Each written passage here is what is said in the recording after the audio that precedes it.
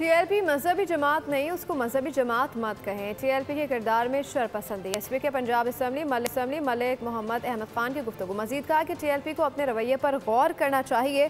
پرتشدد کارروائی چاہے PTI کرے یا TLP کسی صورت قابل قبول نہیں۔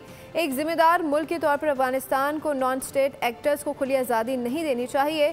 افغانستان کو دوحہ معاہدے پر سختی سے عمل درآمد کروانا چاہیے۔ ہندوستان افغانستان کو بطور پراکسی استعمال کر رہا ہے۔ مذہبی جماعت مت کریں، ایسا نہیں۔ میرا یہ خیال ہے کہ آپ اس کردار کو دیکھیں جس میں شرپسندی ہے، وہ اپنے رویوں پہ غور کرنا چاہیے۔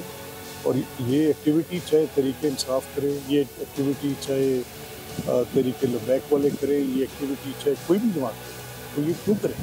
ایسے ملک چلتے ہیں، ایسے نہیں چلتے۔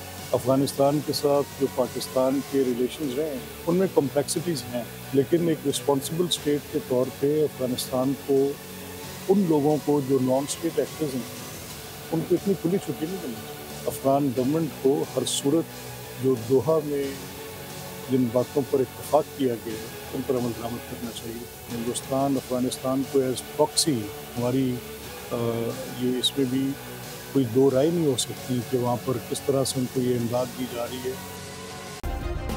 سبسکرائب کریں اور بیل دبائیں تاکہ کوئی خبر رہ نہ جائے۔